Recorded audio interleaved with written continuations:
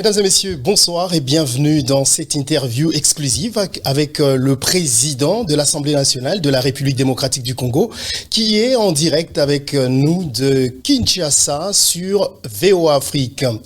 Monsieur Mbosso Kodiapwanga, bonsoir. Bonsoir, monsieur Marius. Merci énormément d'avoir accepté de répondre à ces quelques questions que nous avons pour vous aujourd'hui. Vous êtes aujourd'hui au cœur de l'actualité, ou encore l'actualité dans votre pays, la République démocratique du Congo, est dominée par le choix des personnels ou des gens qui doivent travailler pour la CENI. Mais avant d'en arriver là, j'ai une petite question pour vous. C'est depuis 9 mois que vous êtes à la tête de l'Assemblée nationale.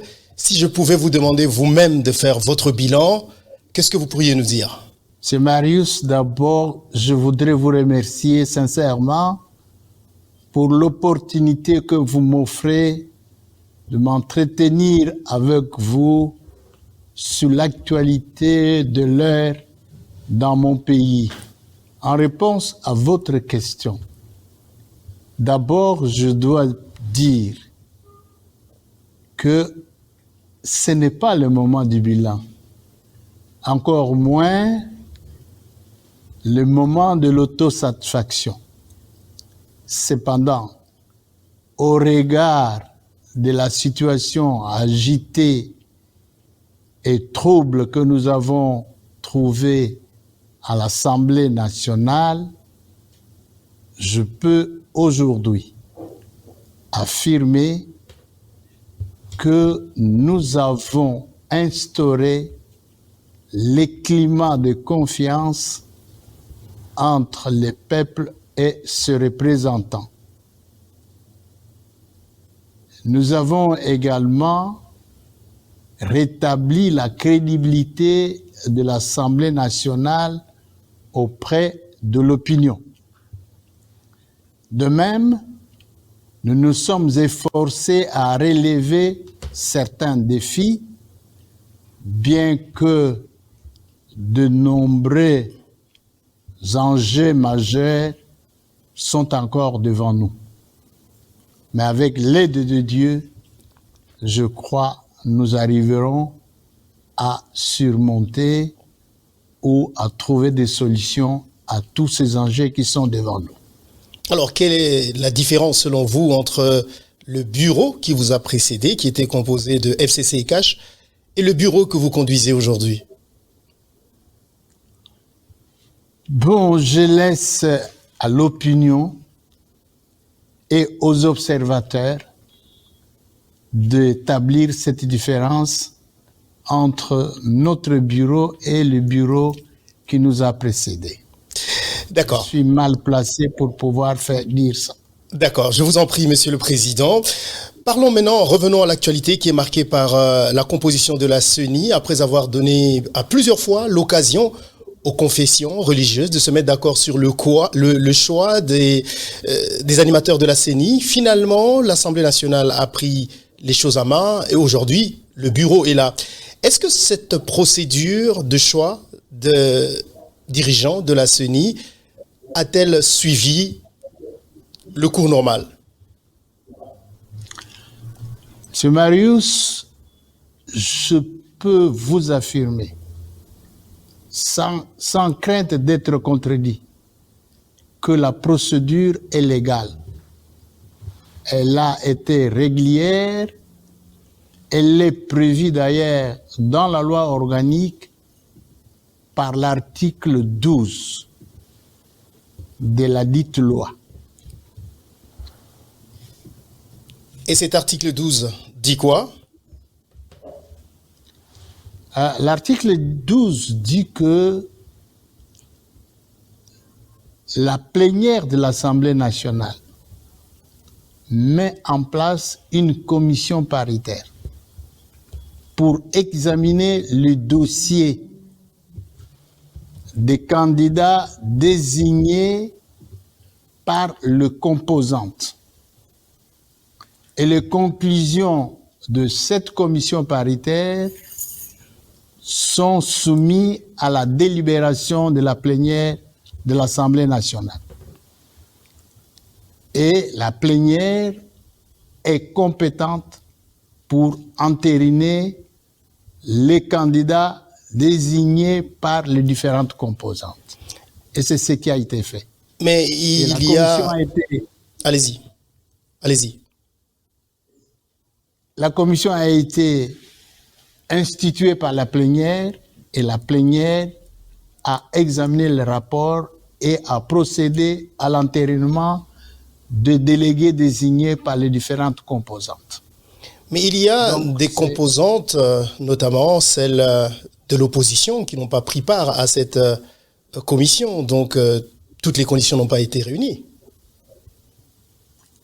Certes, oui, il y a une composante de l'opposition qui n'a pas pris. Mais ses membres étaient désignés pour prendre part aux travaux de la commission. À la suite de leur désistement volontaire de ne pas participer aux travaux de la commission paritaire, ils sont partis. Ils ont quitté la commission, ils sont partis. Et la commission, ayant eu la majorité de membres, a poursuivi ses travaux et est arrivée aux conclusions dont les membres désignés par les composantes ont été entérinés par la plénière de l'Assemblée nationale. Il y a eu aussi des membres, dont je ne vais pas citer les noms ici, qui n'ont pas été choisis qui ont été dans cette commission, mais qui n'ont pas été choisis par leur regroupement politique. Pourtant, ils ont siégé. Allez-y. La procédure qui a été prévue pendant la plénière, il a été demandé aux honorables députés qui voulaient faire partie de la commission de déposer leur nom auprès du rapporteur de l'Assemblée nationale. C'est la procédure qui a été suivie. C'est celle-là. Et sur un nombre important de personnes qui se sont présentées, nous avons pris ceux qui avaient le profit d'être membres de cette commission. Il y a également ensemble de Moïse Katumbi qui ne reconnaît pas le nom de la personne qu'il a représentée dans cette commission. Malgré ça, vous continuez. C'est là que les gens pensent, Monsieur le Président, que vous faites du forcing. Non, il n'y a pas eu de forcing. Il n'y a pas eu de forcing.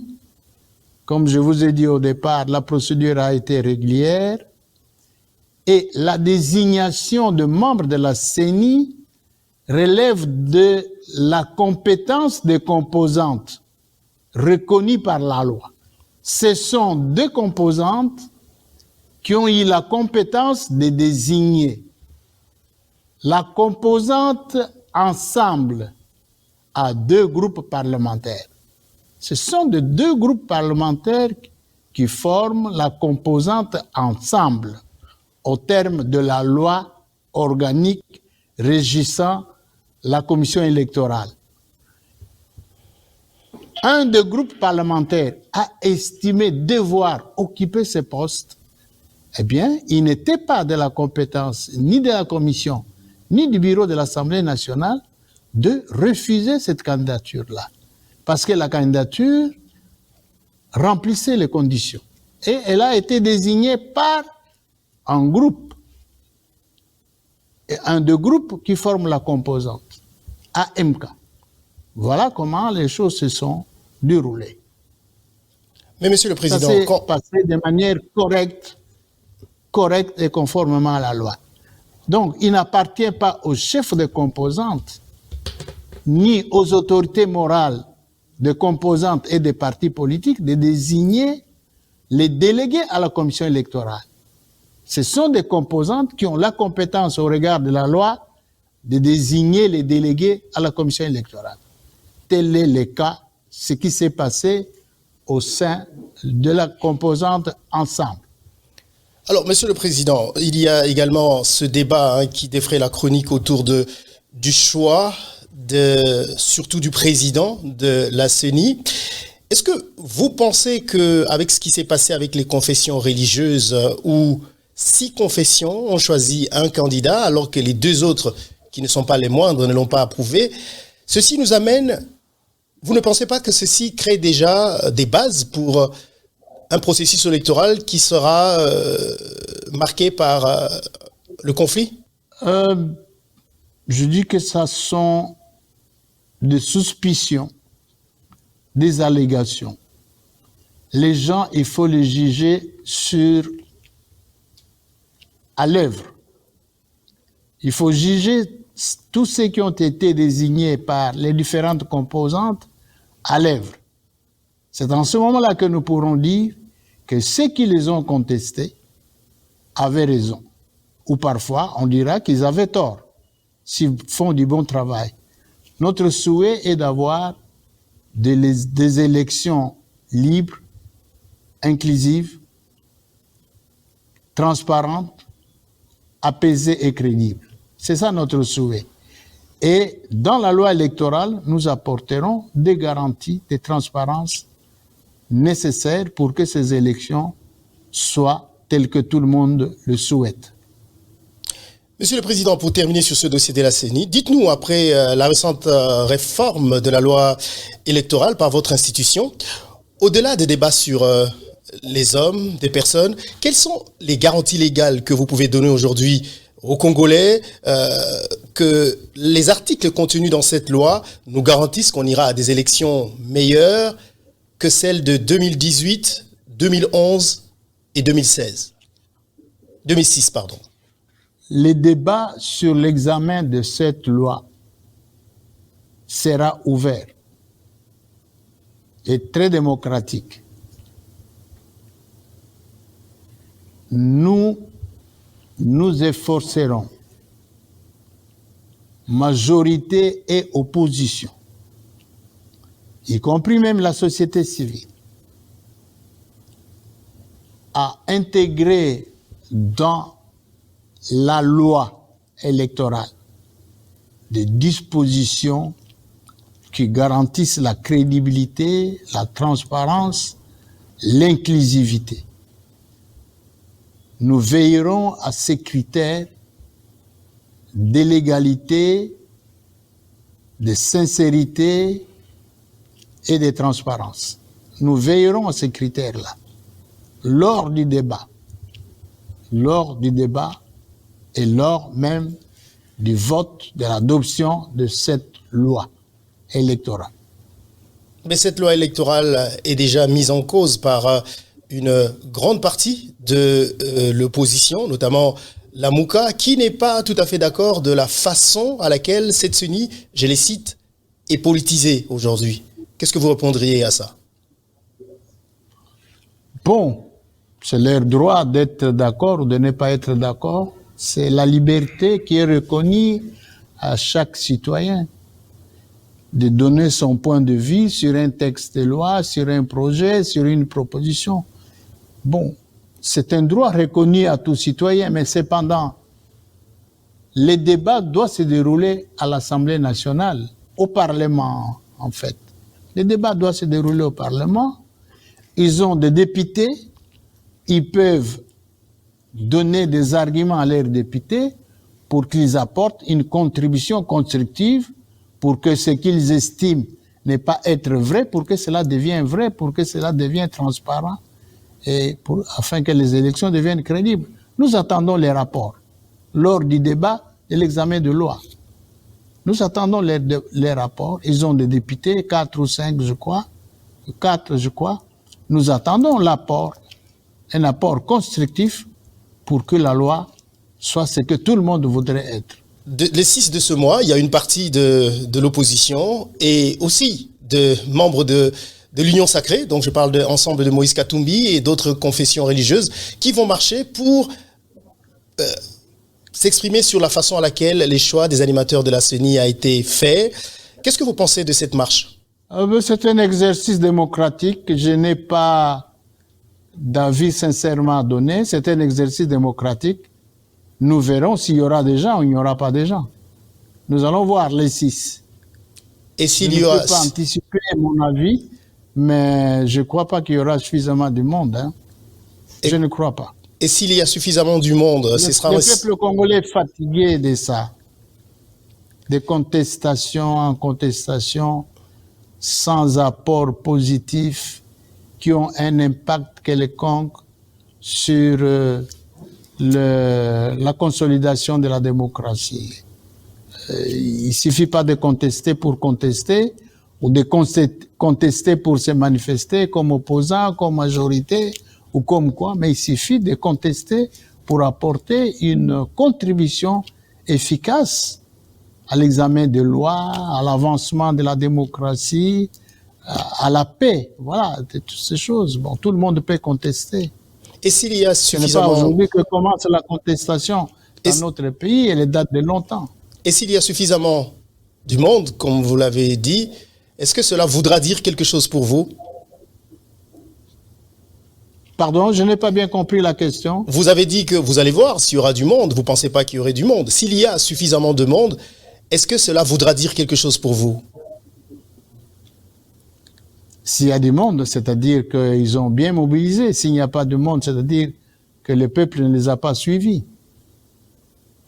Alors, parmi ceux qui vont manifester, donc, je parlais tout à l'heure de Ensemble et de Moïse Katumbi, qui fait partie de l'Union sacrée. Est-ce que vous ne craignez pas que ceci crée une crispation au sein de votre groupe politique qui peut amener au départ de Moïse Katumbi de l'Union sacrée?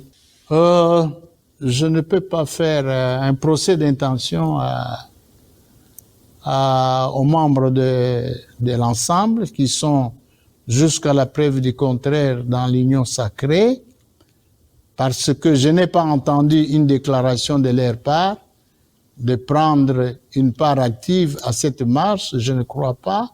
Je crois avoir lu dans les réseaux sociaux qu'ils ne sont pas concernés par cette marche. J'ai appris, c'est ce que j'ai lu. Bon, nous savons qu'ils se sont joints, ils vont se joindre à l'opposition parce que vous savez qu'ils ne sont pas d'accord sur la façon à laquelle les choses se sont passées à la CENI. C'est pour ça qu'ils vont manifester. Et vous ne craignez pas que ça crée des crispations dans votre propre groupe politique? La liberté est garantie au sein de l'Union sacrée. La liberté est garantie, mais quand on a pris des engagements, il faut s'assumer jusqu'au bout. Il ne faut pas jouer un double jeu quand on est membre d'une famille politique. Il y a un choix à faire. Il y a un choix à faire. Je crois à la sincérité et à l'honnêteté des amis d'ensemble.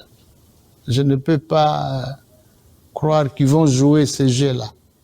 Je crois qu'ils ne prendront pas part à ça. C'est ce qu'ils ont dit. Ce qu'ils ont laissé entendre dans les réseaux sociaux. Mais voyons voir, en fait, qu'est-ce qui va en fait se passer les 6. Excusez-moi de revenir là-dessus, Monsieur le Président. Nous savons qu'en ce moment, Monsieur Katumbi et son équipe sont en consultation pour prendre une position par rapport justement au choix de ces membres, de l'entérinement des membres de la CENI. Si aujourd'hui, Monsieur Katumbi décide de partir de l'Union sacrée dont vous êtes un grand ténor, est-ce que vous ne pensez pas que cela risque de déstabiliser votre famille politique et creuser un peu dans la majorité? L'Union sacrée ne sera pas déstabilisée. L'Union sacrée ne sera pas déstabilisée. Les gens viennent librement, ils peuvent partir aussi librement. Mais on ne chasse pas des gens. Mais les gens viennent librement, ils peuvent partir librement. Mais l'Union sacrée ne sera pas déstabilisée. Pas du tout, je ne crois pas. Mais cela va quand même affecter la majorité de l'Union sacrée au niveau du Parlement, de l'Assemblée nationale. Maintenant, reste à savoir qu'est-ce qui se passe réellement au sein de l'ensemble aujourd'hui. C'est ça qu'il faut chercher à savoir en ce moment ici. Est-ce que tout le monde est prêt à partir? Ça aussi, c'est la question. Ce sont des moutons ou ce sont des hommes? Chacun a adhéré à ça librement, tout comme ils ont adhéré librement, comme ils sont librement acceptés d'être membres de l'Union sacrée, ils sont aussi libres d'être membres de l'ensemble ou ne pas être membres de l'ensemble. Ils sont libres. Ils sont libres. Je ne crois pas, je n'en fais pas un problème, personnellement. Ça se passe au sein de la famille. Nous sommes disposés à discuter, à parler avec les amis d'ensemble. Nous avons l'habitude de parler avec eux. Nous venons d'engager un dialogue avec eux. Pour le partage des postes au bureau de la CENI, ça n'a pas abouti, mais certains d'entre eux ont accepté quand même de prendre ce poste. Donc voilà. Bon. Il faut savoir ce qui se passe au sein de l'ensemble. Je ne fais pas un procès d'intention. Je ne suis pas membre de l'ensemble. J'ai des collègues députés qui sont là-bas, avec lesquels nous travaillons à l'Assemblée nationale. C'est à eux à juger. Ils sont libres, dans tous les sens. Ils sont des êtres libres. Ils sont nés libres et égaux, en droit et en dignité. Et vous pensez que s'ils partent aujourd'hui, cela ne va pas affecter la majorité au niveau de l'Assemblée nationale? Je ne crois pas s'il y a une décision qui serait prise. Ce n'est pas mon souhait. Je ne le souhaite pas que tout le monde partira. Merci beaucoup, Monsieur le Président, pour toutes ces grandes questions autour de la CENI d'une façon ou d'une autre. Revenons maintenant à l'autre actualité dans votre pays, c'est l'état de siège dans deux provinces, celle de l'Ituri et celle du Nord Kivu. Beaucoup de députés murmurent notamment sur le fait que toutes les recommandations qui ont été faites jusque-là pour revoir ce qui doit être fait pour prolonger l'état de siège ne se fait toujours pas. Et l'état de siège ne fait que se prolonger. Allons-nous aller de prolongation en prolongation sans remise en cause de ce qui se passe sur terrain? Eh bien, l'état de siège a été proclamé dans nos deux provinces, de l'Ituri et du Nord Kivu, avec comme objectif de mettre définitivement fin à la violence aveugle et mettre fin à la violence aveugle, rétablir la paix et l'autorité de l'État. Nous tous, nous savons, nous sommes aussi conscients que beaucoup reste à faire, qu'il y a beaucoup d'efforts à fournir, à réaliser pour apporter des corrections sur le terrain. Nous sommes conscients de cela. Il faut également tenir compte, au-delà des faiblesses qu'on constate dans l'exécution de ce programme de l'état de siège, qu'il y a aussi des éléments dont il faut tenir compte. La configuration géographique de ces deux provinces. La configuration géographique contribue également à aggraver l'insécurité dans ces deux provinces. Il y en a qui collaborent, il y en a qui ne collaborent pas. Il y en a qui trouvent que cette insécurité à l'Est est une source d'enrichissement au détriment des vies humaines qui meurent chaque jour là-bas. Nous sommes conscients de ça. Et les solutions sont en train d'être trouvées. Mais, de gré ou de force, la solution sera trouvée et on mettra fin à l'état de siège. Pendant que vous y êtes, Monsieur le Président, dans l'une des vidéos qui a circulé sur les réseaux sociaux avant le début de l'état de siège, vous demandiez aux députés dans la salle de quitter les groupes armés. Qu'est-ce que vous vouliez dire par là? Donc, il y a des députés dans les groupes armés? La violence qui est à l'Est, qui décime notre population à l'Est, connaît beaucoup de complicités internes et externes. Cette violence-là, il y a des complices internes et des complices externes. C'est pour cela que j'avais demandé à tout le monde de quitter les groupes armés.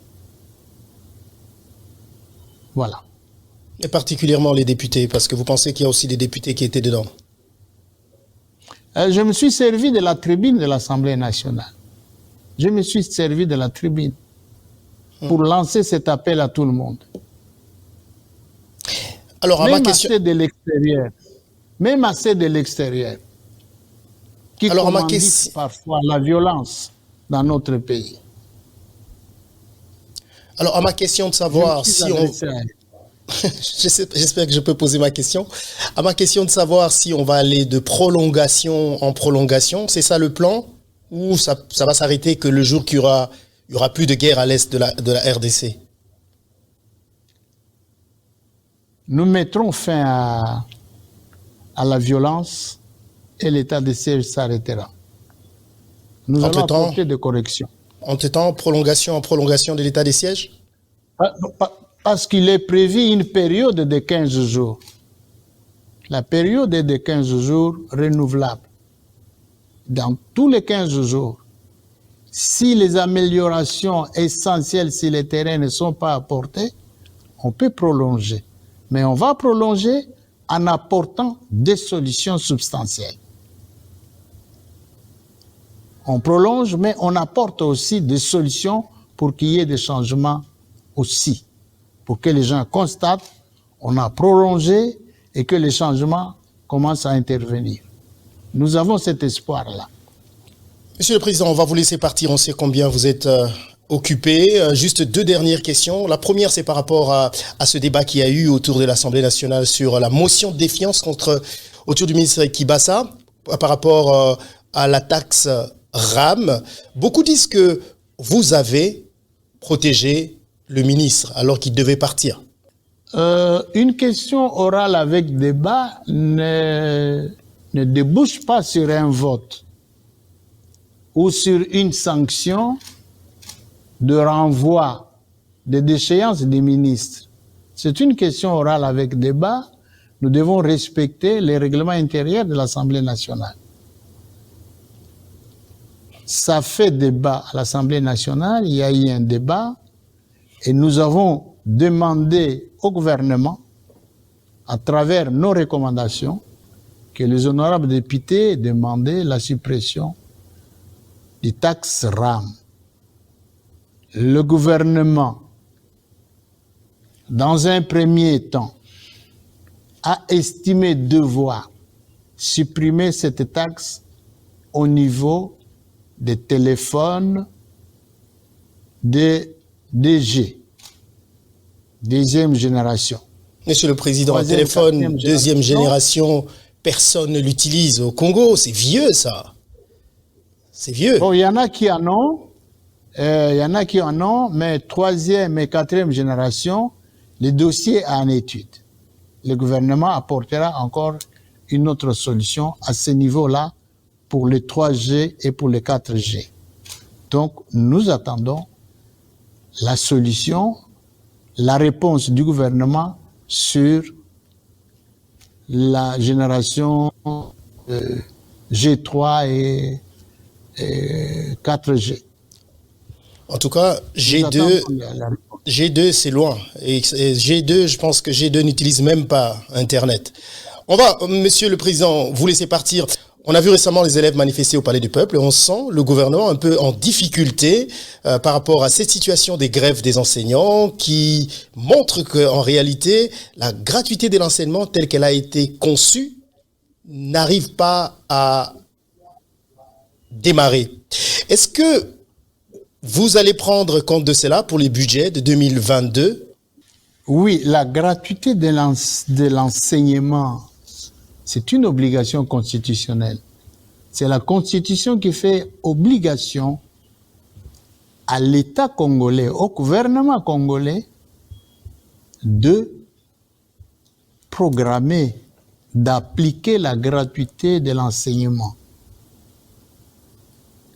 Eh bien, le gouvernement a procédé à l'application de cette disposition constitutionnelle. C'est un changement qui est intervenu, tout changement a parfois des inconvénients. Il y a aussi des résistances au changement. Il y a des résistances au changement. Mais les enseignants qui ont réclamé leurs droits, le gouvernement a compris les cris de détresse des enseignants et des enfants qui sont venus ici au Palais du Peuple, qui ont réclamé le cours, le retour à l'école. Le gouvernement a pris en compte les revendications des enseignants et il a organisé une négociation avec les enseignants. Ces négociations se déroulent à Lojumbuela, dans la province du Congo central. Nous sommes fondés de croire qu'il y aura des solutions. Les membres, les députés de la commission électorale et de la commission socio-culturelle participent à cette négociation pour que le résultat de ces négociations, nous puissions nous en servir lors de l'examen du budget. Donc, s'il y a un accord qui sera trouvé, l'Assemblée nationale tiendra compte de cet accord pour l'intégrer dans le budget afin que la situation des enseignants soit améliorée et réglée. Est-ce que le fait qu'on a vu ces enfants, ces élèves à l'Assemblée nationale montre pour vous le sérieux que ces situations représentent, ou vous pensez, comme votre adjoint, que ces enfants ont été manipulés par des politiciens, par les enseignants? L'Assemblée nationale est ouverte. Tout citoyen peut recourir à l'Assemblée nationale pour présenter son problème. Et l'Assemblée nationale, qui reçoit les revendications de la population, les oriente vers les institutions compétentes. Donc, nous avons pris conscience qu'il y a un problème au niveau de l'enseignement. Nous devons aider notre gouvernement à régler ces problèmes. Et l'Assemblée nationale est là pour défendre les intérêts de la population. La population congolaise appartient à plusieurs catégories socio-professionnelles. Et donc, nous sommes conscients de ce devoir-là. On va finir par là, Monsieur le Président. On vous voit dans plusieurs sorties ou matinées politiques soutenir le président de la République, Félix Tshisekedi, comme candidat en 2023. Qu'est-ce qui vous motive? Ce qui me motive, c'est le projet de société du président Tshisekedi. Il a un projet de société porteur d'espoir. Pour que ce projet de société connaisse une réalisation, il faut soutenir, il faut aider les chefs de l'État. Il faut aider les chefs de l'État à le réaliser durant ces 2 ans de mandat et à pouvoir lui accorder un deuxième mandat pour qu'il achève la réalisation de ces projets porteurs d'espoir. C'est ça surtout qui me motive. N'est-ce pas là une pré-campagne qui ne dit pas son nom? C'est permis au regard de vos fonctions? Pas du tout une campagne électorale. Nous ne sommes pas encore en période de campagne électorale, mais plutôt, je voudrais prévenir que je n'aurai pas 2 candidats, j'aurai un seul candidat à présenter dans le cadre de mon parti avec mes amis au peuple congolais. C'est le président Félix Antoine Tshisekedi Tshilombo. Donc, voilà. Monsieur le Président, merci beaucoup d'avoir répondu à nos questions. C'était vraiment un plaisir et j'espère que ce ne sera pas pour la dernière fois que vous veniez. Je rappelle donc que vous êtes président de l'Assemblée nationale de la République démocratique du Congo. Merci, Monsieur Marius. J'espère que ce n'est pas la dernière fois. Nous aurons l'occasion de nous entretenir. Encore une fois, merci. Merci à vous.